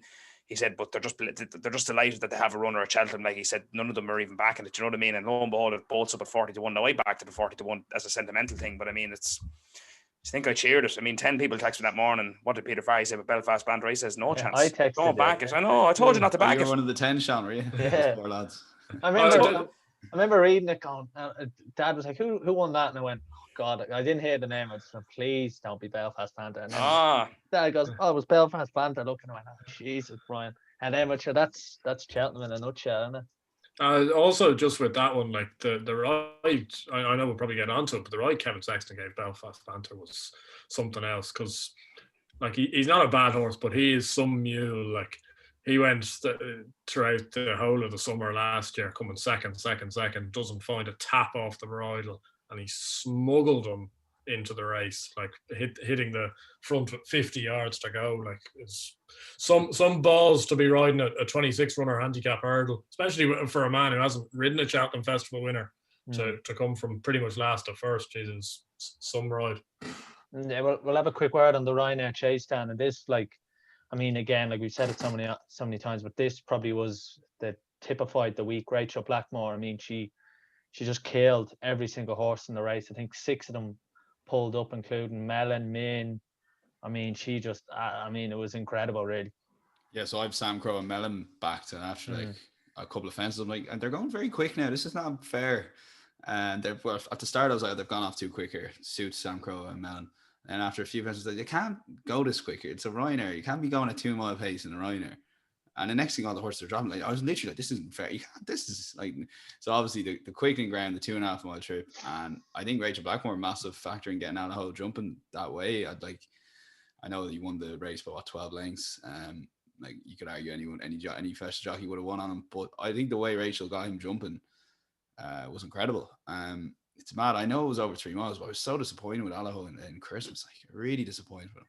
I backed him, like, and I just got off. I know Andrew was big on Allaho, like, but I could half see the case. Don't get me wrong, but I wasn't expecting that. And the late money came 3-1 Fab, and then I think Willie Mullins gave him a good shout out a few minutes before they off, apparently on Racing TV. But again, I was watching ITV, giving out about Cheltenham going ahead last year. You see on the other channel, so I'd missed that tip, obviously. So I was on Mellon and Sam Crow on that basis. But no, it was actually one of the performances of the week. Really impressed with Allaho. I'm trying to think in my head, like, would they take a chance in the Gold Cup? Because I don't know if it's just the trip. It can't just be the trip. But yeah, I'm really interested to see what they do with Allaho now, because that was unbelievable. Really, really good. First time in a Ryanair performance, I've gone, this horse is better than that now. Or sorry, it's better than a Ryanair, if that makes sense. But the trip, the course suits him really well. And I don't think Rachel will be off Allaho again, but I don't think Paul will be on Allaho again. I think you're being a bit harsh on ITV, because Ed Chamberlain was very sweet on Allaho. So switched off. He's might have caught that. Ed Chamberlain's on Monday Night Football, like, that's heritage. So I kind of. Well, Andrew, like, I mean, again, like Dan had said, I mean, Allaho was just supreme, really. Yeah, super. Look, and Willie Mullins is an absolute master trainer, but I could have told him 2.5 years ago that this horse needed 2.5 miles and an aggressive ride. I think every man and dog knew that going into the festival last year. He should have ran in the Marsh, and he would have won the Marsh. But it's just great. His 2 best jumping performances came in the RSA last year, and now the Ryanair this year. So he does manage to put in good rounds. I think he does need to be ridden very aggressively. I see that they're going to take a chance, I think, in running them in the Punchestown Champion Chase over 2 miles. So they're going to go back in trip with him and try Vitor on it. Now, I know Vitor, I think, got beaten in that race, having won the Ryanair. But that'd be an interesting thing to see whether he has the pace to lie up. I wouldn't be sure whether he does or not, but it was some spin Rachel gave this horse. The horse was making mistakes in behind, and I'd say probably, if anything was to sum up the week, it must have been probably Paul Townend's feeling at the back of 3 out when Allaho's street and clear, and he's, beginning to weaken away on Min, thinking I could have easily been on this horse. But look, just on that point, Andrew, sorry, quick cross. You had said on our preview that you thought Paul would definitely ride Allaho. And so I don't know whether that was just me talking out of bias, because I fancied Allaho or not, but I thought he was just the improver of the 3. But look, that being said, it's easy to say these things after the event, but he was absolutely phenomenal. And look, Rachel being on these horses, as we saw throughout the whole week, is probably it's a positive rather than a negative. So it's not like they're going to any old Sparrow jockey. So. He was super, and I'd be interested to see how he can go at 2 miles. It's a weird one. You wouldn't have thought it, certainly at the start of the year. They had it in their head he was a Gold Cup horse, but if he jumped as well as that and ride him very aggressively, there's no reason to suggest he couldn't land a few blows at 2 miles as well. Yeah, Brian, any word on Allaho? Yeah, I got visions of Denman winning the 2008 Gold Cup watching Allaho. It was very similar sort of race. He just went to the front and absolutely smashed him. I mean, it was a tremendous performance. It's probably on paper the most impressive winner of the week. I think a lot of the analysts and the journalists and experts said that afterwards. They said that Allaho, and even Willie said it himself, it was his best winner of the week. He thought it was most impressive. No question about it. I mean, he jumped like a stag. It was beautiful to watch. Rachel gave it a great ride. Be very interesting to see how he copes at Punchestown in that champion chase. I mean, we've seen like Undersow had the blend of he won a Punchestown champion chase and then went on one Ryanair. So, and it's been done before, but I know as Andrew said, Vautour dropped back and was beaten in it. So it's hard to know how he'll fit in. But if he goes up with the pace again and dictates it like that, you wouldn't know what had happened. But it was very impressive. I was very taken by it, and he could, if they kept him in this race, he could win it for the next 4 years if he wanted to. It's hard to know. Bar the first race, with Mccoy Allen falling down. I mean, Mrs. Milner, Allaho, Florence Porter, the Shunter in the place, Tell Me Something Girl, and Mount Ida. I mean, it was just a day of unbelievable work by the jockeys. And I know Kevin Blake has spoken about the Ireland and its horsemanship, but I mean, like, it was exhibition stuff. And when people talk about big game players, whether it's in every different sport, about being clutch at the right moment. I mean, to deliver some of those rides. I mean, Jack Kennedy on Mount Ida will probably live long in the memory of so many people, Andrew. I mean, it's that. I mean, as well, you could look at Rachel on Tell Me Something Girl. I mean, it was just an incredible afternoon of horse riding. Yeah, look, geez, the ride Jack Kennedy gave Mount Ida was freakish. Like, the camera angle that I was watching, I thought she was meant to be pulled up. Like, and I think a lot of people thought that. And then suddenly she passed a couple of horses and she took off. But he did it with Galvin as well earlier in the week, where he just nursed a horse that potentially wasn't one of the greatest jumpers in the world into a race. Also the ride. Now I know you could easily say the horse was very well handicapped, but the ride young Jordan Gainford gave the Shunter. Like, he's a young man having probably, I think it was probably his third festival ride at that stage, and he takes a pull turning in. Like, you have bigger balls than me to be taking a pull rather than sending a horse on.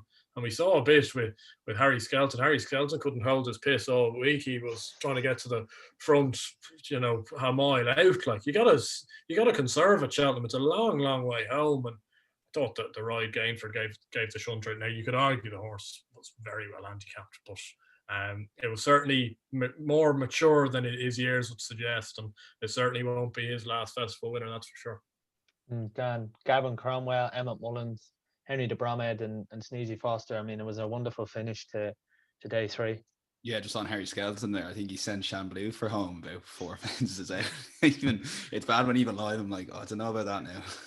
Wild about Oscar won at you took it there the other day. I mean, so every cloud is a silver lining.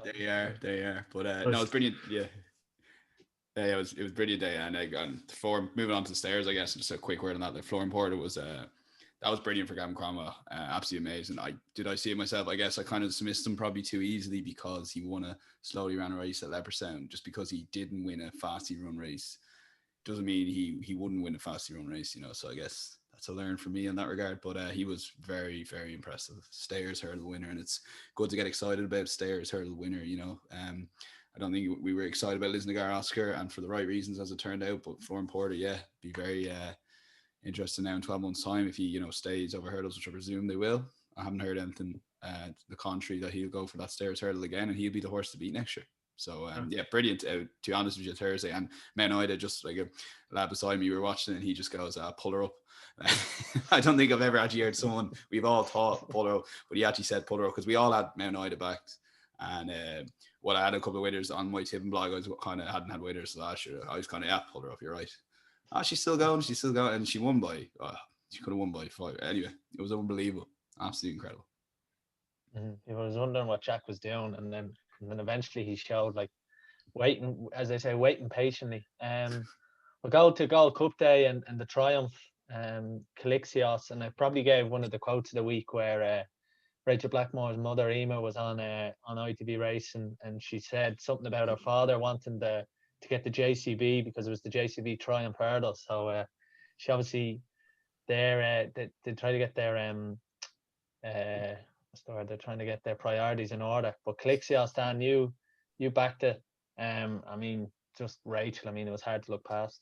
Yeah, it's nice to get one right now and again. But yeah, I just thought the Leopardstown run, I was kind of a Zanahiyr fanboy all year, so it took a lot of mental strength to talk myself out of it. And just watching the Calixios performance in Leopardstown a few times, I eventually kind of sided with him. So I knew kind of turned in that he would stay. I was still nervous that he might get caught by Adagio, and thought Uncle Orm ran a cracking race for Willie Mullins and Paul Townend.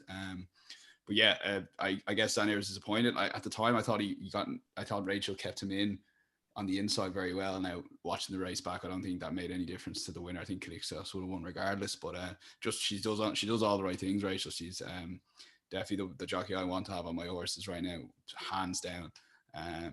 Ruby Walsh-esque, I think is the best way to describe it. But yeah, a fantastic, impressive winner now, Calixios. Be interesting what they do next year again. Like, will they aim Calixios at the champion hurdle? Like they probably will. So yeah, it could be interesting. Could have another. Yeah, it would be very interesting to see how he gets on. As Brian mentioned, in terms of 5-year-old records in the champion hurdle, it's not great. But it will be very interesting to see how Calixios does, because I thought he was pretty impressive, to be honest. Brian, were you disappointed with Zanahiyr? I was a little bit, yeah. I mean, he was very keen. He was a bit like Envoy Allen. He kind of went down and was a bit all over the shop, and he got very excited, and he was mad keen early on, and Jack was taking a wild pull at him, and he just never really settled. And then he kind of did get into a little bit of rhythm in the back straight, and he came down. He was going quite well, 2 out, and I thought he'd start picking them off now, and he will. And I think he got boxed in a little bit. I think Rachel has, I mean, she has some guts on this, and even in the Gold Cup, she was the same. She's not afraid to put herself out there, and I mean, she just closed the door a little bit on Zanahiyr, and Adagio and Haute Cuillère were there as well, and he had to switch then, and he just never found it then. He kind of came on a little bit towards the end, but he was never in the same league as the winner. But I was looking forward to Zanahiyr. I mean, I was really looking forward to the race. Tritonic completely disappointed, and I'm not surprised he drifted that much. I mean, the form of his Kempton win was dirt. I mean, it was the Casalupi. He went to Stratford on Monday, getting £6 from step whatever the Causeway horse and it got beat by 6 lengths. And you're kind of saying, how was a horse at 4-1 beat? What does he bet really? So I was never really keen on him. I backed Adagio each way. I was very happy with him. I thought he ran very well. He's one I'll be keeping an eye on now going forward. But yeah, I mean, Calixios was a brilliant ride by Rachel. He was kind of forgotten about when Zanahiyr came onto the scene. He was forgotten about in this race before he ran at the Dublin Race Festival. I'd say he would have got a nice price about him. And then when he won, they were kind of still saying, no, he's still not going to be able to do it. And then when Rachel was having the good week, the money began to flow, and yeah, no question about it. And it was pretty funny how he won quite easily, Calixios, and he was another one who transferred from Elliott's. So it's funny to see how, Envoy was very buzzy, and you go back then, and now Calixios looked a lot more calmer. So you just wonder what is really the factor there. So it was interesting. I thought that one of them did win. I'd say Gordon was fairly sick now because Calixios won and Sir Gerhard, but obviously it's that's how it goes. But I mean, that was my take on it. But not to take nothing away from the winner. Brilliant performance, and has a big future. I was just going to ask you, Andrew, about Tritonic. I mean, it kind of summed up the British charge. I mean, just the drift. I couldn't believe the drift, because obviously Calixios was just, I'd say people were opening up the paper, seeing Rachel Blackmore and lumping on. But I mean, Tritonic was nowhere near it, was it? No, not at all. But geez, people don't learn lessons with that Adonis hurdle at Kempton. Like, I don't understand it. I think I looked into it at one stage. Like, and the Adonis apparently provided the winner at the Triumph back in like 2011 and 2012 or something. And ever since then, people have thought, oh, this is the key trial. Last 3 years, it's like the Tolworth for the Supreme. People have this idea that it's some sort of a. Yeah, Fiddler on the Roof, Metier sort of stuff. Like, it's all exactly the same. Like, the last 3 years, Radishan absolutely hacked up in it, got stuffed in the Triumph. Solo stuffed in the Triumph, and now this horse stuffed in the Triumph. Doesn't jump well enough. Like, people then going on about how good a flat horse he was. An awful lot of the other horses in this race ran on the flat 3 times, 4 times. Like, Zanahiyr was an 81 rated horse after 4 starts. Tritonic was, I think, 98 rated after 9 starts. So if you gave Sanair another 5 goes, he probably would have got up to that. I don't know. I was unsatisfied by the race, not just because I didn't back Quilixios, but I thought it was a bit of a middling race, really, actually.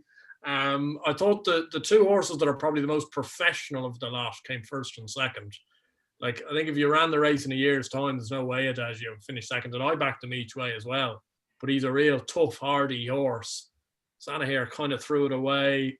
Hoton Kalor ran very well, but will probably be better for the experience. So I certainly, of all the 2022 anti-post prices or something like that, the last thing I'd be doing would be backing Quilixios for the Triumph or for the Champion Hurdle. I think he's got absolutely no chance in, to be honest.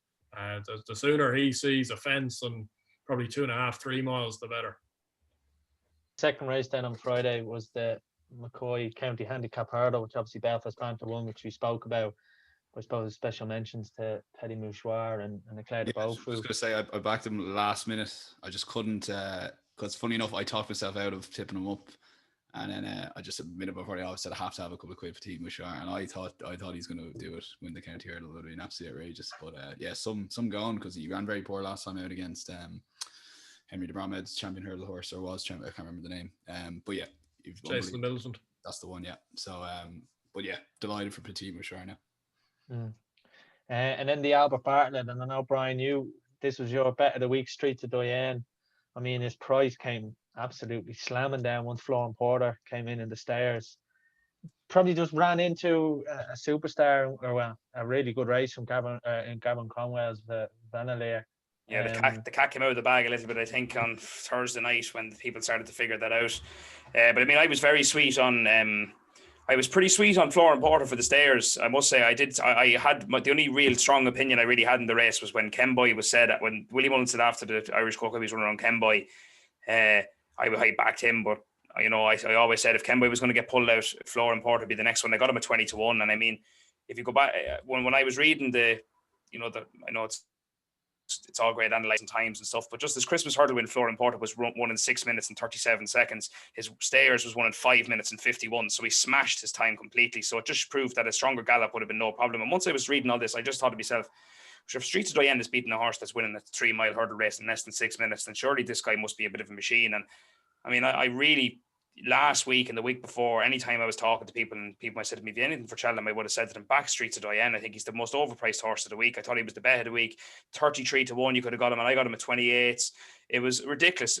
Course winner, beating the stairs hurdle fancy, beating a grade 1 winner. I mean, he had the perfect profile of an Albert Bartlett winner, and he just wasn't up to it on the day. I mean, Vanillere was in a different league, and I mean, it was very hard to judge him on his win or on his run at the Dublin Race Festival, because a lot of Gavin Cromwell's horses were very sick at the time, and he said there was a bug in my yard. He said I should never have ran any of them, and he said he ran terribly. He said it was a very sick horse, and he came home. He said I was very surprised I actually got him back right. And on Friday morning he was interviewed, and he said I really fancy him, and lo and behold, he was right. So I mean, and even his form was very frank. I mean, he was probably went under the radar because of his Dublin Racing Festival run. I mean, he was second behind Farouk Delen in a absolute grudge match below in Limerick in the heaviest track in the country. He was just pipped at the line, and which would have really suited him in this going up the hill. And I mean, he was fantastic, and Mark Walsh gave it a great ride. And I felt sorry for Jonathan Moore, was another one he missed out on. And and he led up the 2 horses, and the lads gave him great credit. And but Walsh gave it a great ride, and he was never going to be stopped. It was a bit like Allaho. He dictated the race in the front, and he won by 11 lengths. And it was super. It was a really, really good performance. I thought Turn of a Home that Streets to Diane might have closed a little bit. He was making ground, but Vanillere was in a different league now. He really was. It was a very, very impressive performance. So we're just conscious of time. So we'll go to the Gold Cup. I mean, like I heard a lot. I was listening to the opening show, ITV on Saturday, where they were discussing would Rachel Blackmore have swapped her 6 winners for a win in the Gold Cup. And I'd say especially her, because I mean, Manila Endo is her horse. I mean, the RSA Chase last year was, it was an awful, really. The finish, and Champ came in and won it. But again, I'll go to you, Dan, on this. I mean, this summed up the British effort. I mean, Santini and Champ, I mean, they were pulled up before it really got going. Yeah, kind of like the naysayers of the champ and Santini's and all the boat noises that Hugh Cowell was making on the Betfair podcast. I thought of them as the two of champ couldn't jump, and then champ couldn't jump well. He couldn't really jump too well in the RSA, but he stuck at it in fairness to him. And Santini, yeah, I don't know what happened there. Now he just couldn't keep up with the frantic pace. But yeah, but this is one myself now. I think I did hear like a really good case from Nando the morning of Gold Cup. I already had my bets down, and just like how or I think it was from Henry actually. Henry himself. He's just like, obviously he's such a Cheltenham horse, and I just think I kind of overlooked that based on him not winning the RSA when he just made a mistake at the last. But like, look at that Albert Bartlett performance in the cold light of day, like beating Allaho. I know Allaho's a 2.5 miler. That form's worked out pretty well. And obviously the RSA form from last year, champ aside, has worked well. Allaho and Minanella Indo have won the two biggest races. Imagine you said that last year, those two horses that made a mistake at last, Allaho will end up winning the Ryanair and Minanella Indo will win the Gold Cup.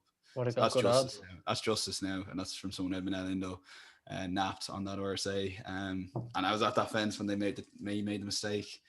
Oh, it's a sickener. But yeah, I was actually, because I didn't have a Plutardi at Alboom, so I was, and obviously lost in translation, as a few listeners of the podcast are probably shouting there now to give him a mention. So I've gone off that cliff horse, but I was cheering on Minella Indo because I really like him as a horse, and he just doesn't do him. He takes a while to get going, I think. And Cheltenham suits, but it's not even just the course, because I think he ran really well in Punchestown then, after the Albert Bartlett last year, and won that staying novice when the money came for Allaho. So I think he'll run really well in Punchestown, where they're going to go, and a Plutard is going to left-handed track, so he's going to Aintree.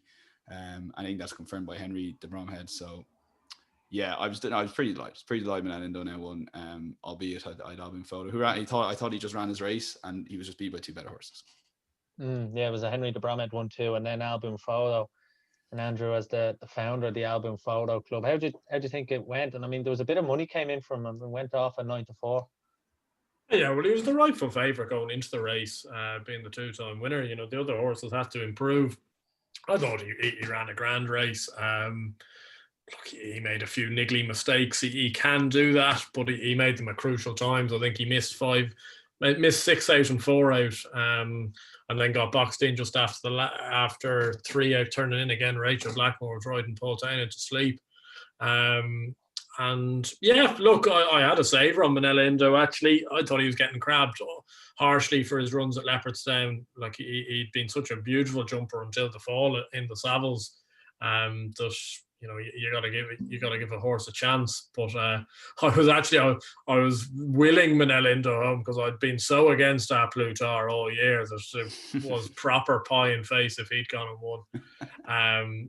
He's a much better horse than probably I gave him credit for, but his jumping probably lacks just a little bit of fluency. I know he seems to jump fences well at Plutar, but then doesn't really get away from them that quickly. A little bit hesitant. So I'm not sure whether he's ever going to win a Gold Cup as a result of that. But I thought Albin Photo ran a grand race, a great race, really. It was a shame. It would have been a great spectacle, him winning 3 Gold Cups, but Jack Kennedy gave Minella Indo a super ride, and the Maloney's are passionate supporters of the game for Henry de Bromhead, and they've gotten themselves a Gold Cup winner. So fantastic for them and fantastic for Henry.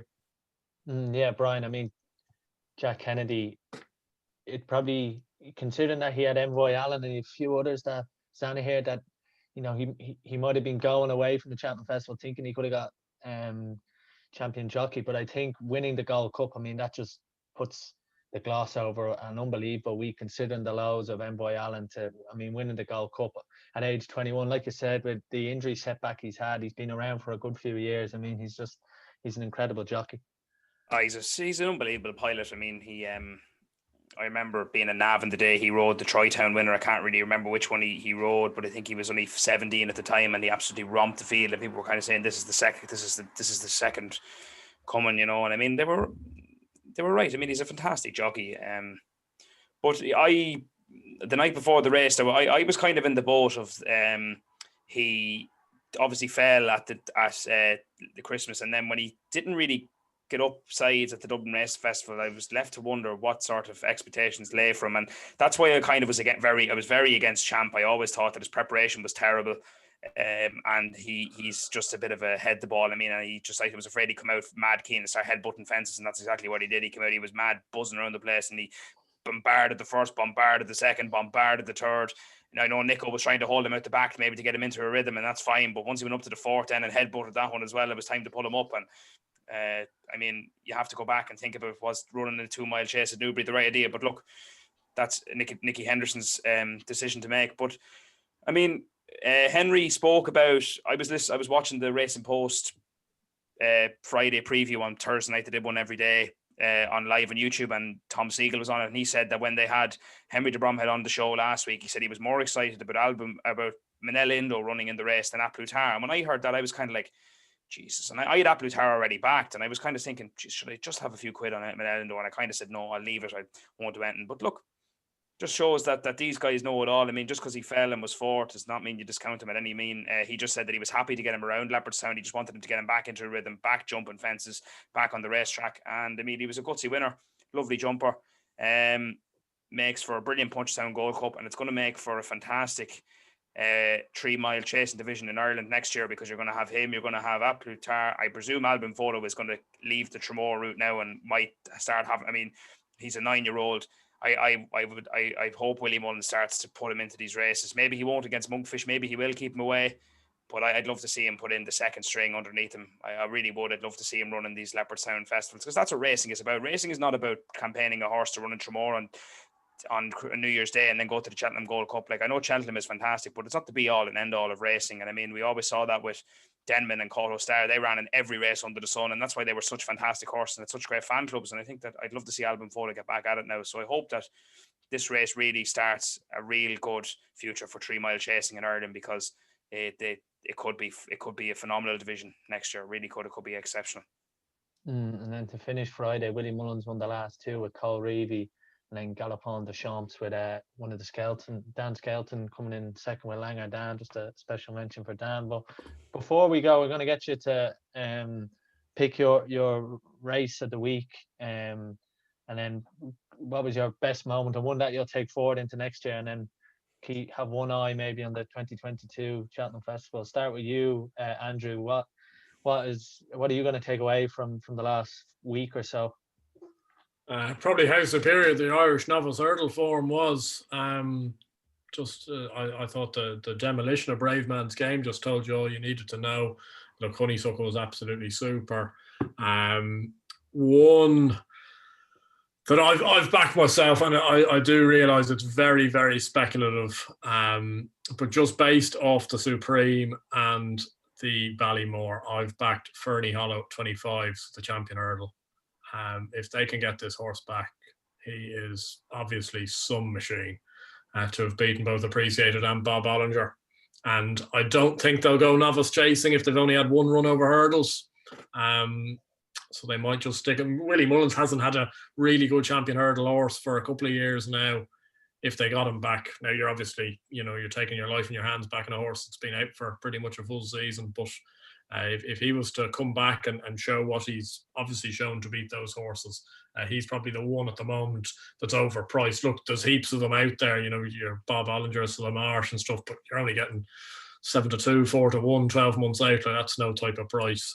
In terms of just one or two to just keep an eye on that might win races before the end of the season, I thought Ascari at 10, potentially going back in trip a little bit. Thought he might go and win the National Hunt Chase. It didn't quite stay. 3 Stripe Life is a very good horse. I thought he did everything wrong in the bumper, still ran good. And just watch out for Gabby Nacco. I know he was brought down at the first, but there was a sea of money for him. So I suspect Cromwell believes he's pretty well handicapped and he might win a race at Ferryhouse or Punchestown. I'd say that's a horrendous feeling with the carnage that happened. Brian, similar question to you. What do you kind of take away from the week and looking ahead to the next year's festival, which is, as Dan would say, not long now? We had 3 horses written down here to keep an eye on, and one of them was Ferdy Hollow for the champion hurdle, 25-1. So, well, I mean, as Andrew said, he beat Bob Ollinger at this season at Corn Park and beat Appreciated in the bumper. I mean, it's to think about where he could go is interesting. So I think it's a great bet. I mean, sure, what if it's worth? I think it's worth the risk of putting it on now. Look, going back on the week, my performance of the week was Honeysuckles in the champion hurdle. It was the first time really I think it probably was the champion hurdle was always been my favorite festival race. It always will be. I love it. I think it's just a brilliant spectacle to just see how they just fly over them. And there's been some tremendous winners over the years. And I think that she's right up there. I mean, it really would bring a tear to your eye, the way it was won and the first female to do it, and the way that she demolished the whole field when all these doubts were thrown at her, but people still believed and she still believed and everything. It was a brilliant story. So I really, really enjoyed it. Going forward, I hit Gabanaco with a nice price for the Martin Pipe, and he fell as well. So I'd imagine he's going to go to Ferryhouse or Punchestown. So by all means, he's going. I'd be interested to see what they do with Ellie May. I don't know. I presume they were disappointed with her the way that she was talked up and the form with Allaho. Will they put her against the boys maybe in that novice chase at Punchestown that album photo ran out in a couple of years ago? Maybe they will. They might try her at that further trip. Maybe she wants a little bit further than 2.5. I don't know. It's going to be very interesting to see what they do with her. But maybe Punchestown is probably where they'll go. It's interesting to see. I'd imagine Envoy Allen is going to go for the Ryanair Gold Cup or whatever the novice chase is now on Easter Sunday. I'd imagine he's going to go there because you can't really judge him off that. So they're probably going to need something like that to finish him off. One I think is a good bet. Mightn't go there, but if Appreciated is to be a stayer next season and they're kind of left with a bit of a hole, I'd imagine Kilcrut is going to go for the Ballymore. I think he's favoured for that already. He's 7-1.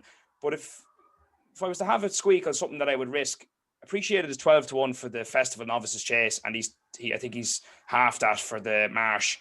So I take a risk on having a few quid in him if they're going to think that he's a stayer, but it's just interesting to see now where they go with him. But other than that, now it was a tremendous week, but that's where I'd be keeping my eye on. Dan, same question. Yeah, I'll be quick because I know Andrew, the Villa are on at the moment, so we need to. I've gone on record, don't worry. Yeah, that's all then. I actually like the 3-stripe light angle. I was looking at his Supreme price at about 50-1. He's only ran.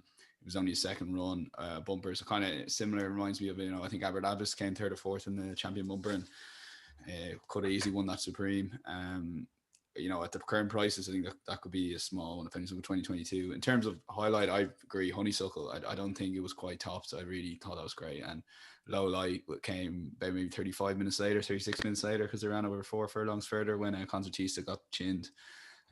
But yeah, back to back on the Tuesday was they were my highlights and lowlights. But I'm already looking forward to it. Just looking at the markets, just more kind of the excitement of it already. And as Ed Quigley is coined, but we're going to try and take over that hashtag on Tackling Sport. It's not long now. It's like less than a year. Before you know it, it'll be October and the drum season. And before you know it, it'll be Christmas. And next thing we'll be all here again doing a Cheltenham preview. And we'll be looking ahead to 2023 anti-post market. So it all quickens up as quicker than you think. But brilliant week. I did think it was a brilliant week. And I know we've said Rachel Blackmore 1,000 times, but she really cemented her place at the top of the racing world. And Jack Kennedy as well. It was very interesting that going into this year's festival, for whatever reasons with injuries, etc., his last win was in the Triumph Hurdle on Triumph Hurdle that he won in 2018, which I've temporarily forgot. Fartas, yeah. So that just shows you going into this week the pressure that was on him, and it was amazing. Even like Rachel, the highs and lows of racing, she had so many winners, so many fallers. Jack had, in my opinion, some disappointing rides, and then he was unbelievable in others. So it just shows it was a brilliant week. And I know biased because we're Irish, but there's so many good Irish stories, and it's amazing that William Mullins still managed to pip Henry de Bromhead to top trainer. I thought that was outrageous, to be honest, winning those last 2 races to get on account. You've gone early with Rachel Blackmore for RT Sports Person of the Year. I think you might have forgotten that it is an Olympic year, and there is a potential for an Irish athlete to win a big medal in Tokyo. Rachel Blackmore will win Irish Sports for that. The racing world needs to make sure that happens. So that's I think there's no odds on it though. I think it's not as big as BBC, but I think we've gone a little bit early, but she'll definitely. I've gone from home way too early, like Shamblew in the Marsh. Yeah. You're a scout. Hope we don't end up like that. Yeah, Harry Skelton on 3rd time lucky. A wild about Oscar, but I mean that I know we're finishing up here, but I always find that interesting. I mean, Brian Hughes, someone you love, Andrew, but I mean he's the champion jockey. Had no rides at Cheltenham. I mean, it was rare. I saw a video on At the Races of him discussing going for the champion jockey. I mean, it is bizarre, that system they have in the UK, and obviously that's all going to get brought into focus by the pummeling they got. But I mean, it is a weird one, Andrew, that Brian Hughes, I know he's from Armagh and stuff, but he didn't have a ride at Cheltenham. Yeah, look, there's going to have to be a lot of soul searching, I think, in English racing at the moment, because there's fundamentally things wrong. Like, because this Jockeys Championship, even, like, it's now almost becoming null and void. Like, if the champion jockey's getting no rides at Cheltenham, and he won't have any rides at Aintree either, like, because he's being retained by Don McCain and riding all these northern horses that aren't going to be running.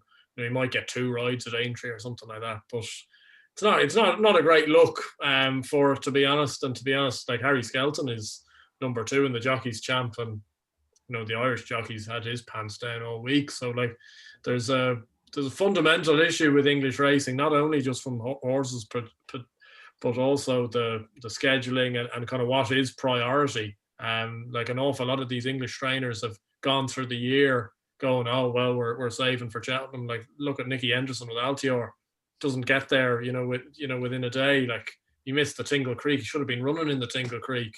And to be honest, it's a bit of a slap in the face for English trainers that they've been waiting all year for Cheltenham, and they could muster up 5 winners between the lot of them, which is pretty brutal, considering there's a lot of money that side of the water as well. Like, I know the big owner, there's a few big owners with the big trainers in Ireland, but like the likes of Evan Williams, Ollie Murphy, these guys are getting very well bred, well bought Irish point-to-point horses, and geez, they're getting lapped when they run at Cheltenham. So something's going wrong somewhere. Definitely, and it's definitely something that I'm sure will be debated for the next month, especially considering we're coming to the end of the national hunt season. But I think I'm just going to finish with my moment, which has to be Tiger Roll.